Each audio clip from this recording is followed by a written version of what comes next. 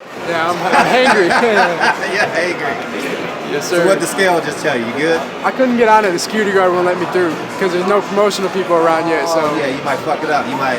mess everything up. Yeah. So no, I couldn't get on yet. But this morning we got a real nice scale and it says I'm ounces under, so I'm good. I really just wanted to get on the real one so I could see if I can have some sips of water. But no, everything's good. I had a really good weight cut. How was camp? Fantastic. Best camp I've ever had. So Really? I plan on coming in the sharpest I've ever been. Sparring partners? Notable sparring partners? No, some Michigan sparring pros, stuff like that, but probably nobody that anybody would know, but some young guys, talented guys that have pushed me in camps before, and I'm just on a whole another level that I have been in the past. 54 in Michigan. I got to ask you about what could have happened this weekend. What do you mean? I said 154 in Michigan. I Yeah. got to ask you what could have happened. Oh, shoot. Okay, gotcha. Yeah. So I think that it could have gone a couple different ways. I think Charlo's amped up to come in and rewrite, what he feels was wrong, about the first decision. But at the end of the day, I think that if he just comes harder, I think that'll work against him, I think he's got to have a totally different game plan because if he just comes harder, I think that'll just work into what was working for Harrison in the first fight. In the first fight, Harrison was standing him up with the jab, kind of using Charlo's aggression against him. And so if he just comes more aggressive, I think that Harrison's going to come in more confident in his own style and be able to do a little bit more of that. With that being said, I think that Charlo's got to implement some more feints, some more, just something different. Feints, maybe get behind the jab a little bit more, things like that to offset what was going on in the first fight. If he can do that, he can win the fight, no doubt. If Harrison comes in just feeling even better than he did before, more confident, Charlo just comes harder, I think Harrison can take it as well. And let's go back to last month. Yeah. Hurd and J-Rock. That was awesome, man. I told everybody that right before the fight came on, I said, everybody's saying J-Rock's just an opponent for this guy. They don't realize that he got a real shot to win this fight. I didn't think he was going to go in there and smack him around like that. I thought he could win the fight by boxing and moving, and I knew he was athletic. I've been in the ring sparring with him, so I know that he's got, he can move, he's got a great jab.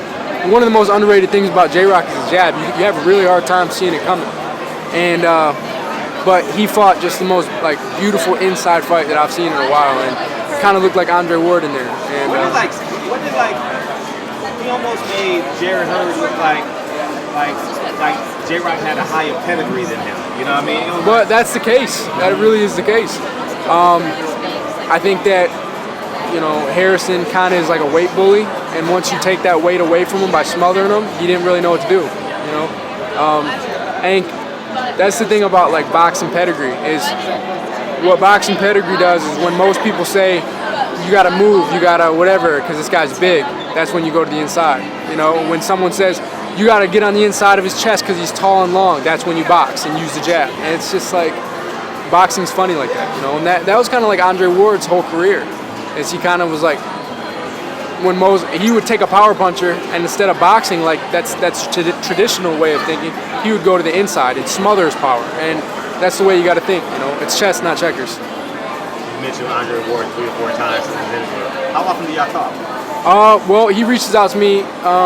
He reached out to me last camp, and after the fight, he usually reaches out to me before and after fights. It just gives me some encouragement, and it means a lot to me because that being somebody that I look up to so much, just hearing words of encouragement and advice from a guy like him, How would he do at heavyweight? Well, I think he would have beat Joshua. You think he would have beat Joshua? Yes, absolutely, definitely. Really? Yes, he would have beaten Joshua. That easy? On the night that Andy Ruiz beat him, he definitely would have beaten him, and I think that's why he was saying he was going to go in there and do it, and everybody was surprised about it.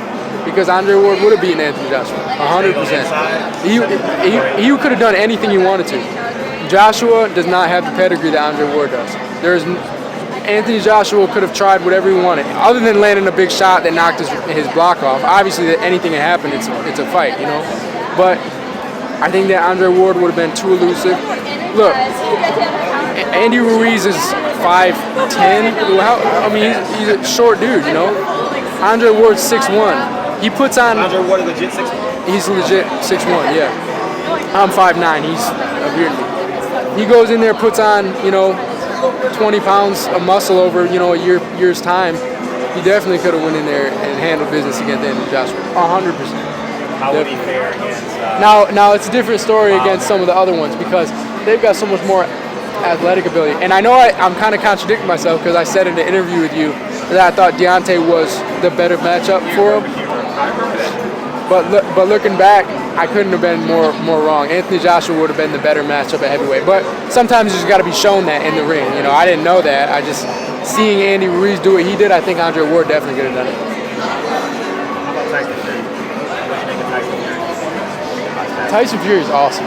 Awesome. I love that guy. He's so funny, dude. And him and Deontay Wilder are so like polarizing. You know, if you've been in there, especially live and during their fights, they come in looking like, I mean, especially Deontay Wilder, he comes in looking like some like God of War or something, you know?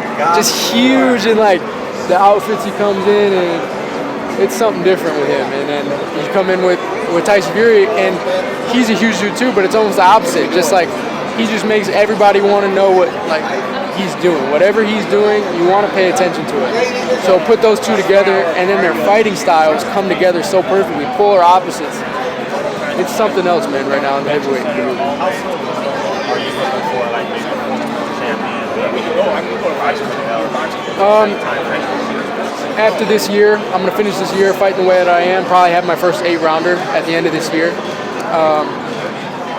And then next year, I will probably fight my way up to 10-rounders. When I start fighting 10-rounders, that's when I'll probably fight my first contender, former world champ, you know, step-up fight type fight. When you see yourself, obviously, when you see four guys fight, you see yourself. When you say, like, all your nails have like hands on it. Like, I don't know. I think all of them. I mean, J-Rock is my like, he's really a good brother to me. So, but he's the best at the weight class. If that answers your question, you know what I mean. He's the best in the weight class. The thing is, I don't know how many of these guys will still be there when I get there because they're all big guys. You know what I mean? They're all straining to make the weight. You know. So. I'm looking at your face, though. You can make 47. Honestly, right now. I see your face. I see your face. But I've never been like that before. This camp has been so good that my weight is totally different than it has been before. I've had other weight cuts that I've lost 10 pounds yesterday, you know, and I'm dying right now. I couldn't even do this interview with you right now. This cut, I had to lose like 3 pounds. With how good it went this time, I'm like, I could have went down to 47 this fight. 100%, you know, it was nothing to me. I'm good, man. I'm good. Normally, I'm stuttering at this point because I'm having such a hard time. But this camp went so well that I was just thinking, falling asleep the other night, I could fight at 47 if I wanted to. But being that I've got so much time, I just want to keep growing into my body. I would rather not cut extra weight. Why do that? Ring entrance coming soon? Like what kind? You got a lot of sauce, man, and you more conservative on your ring entrance. I know. That's funny you say that. My dad has said before. You got all this sauce, and his ring entrance is so conservative, Dad. What do you want to see, man? Everything. like Roy Jones told Carissa Shield, he said, give them everything. Yeah. You know what I mean? From A to Z, whether it's the ring entrance, your personality, it's funny you say that. Your punching. My dad was literally we were just when I fought in Minnesota, he was like, all right, maybe we should get some like big old like gladiators to walk behind you with flags and stuff like that. So it's coming soon. We're thinking that way.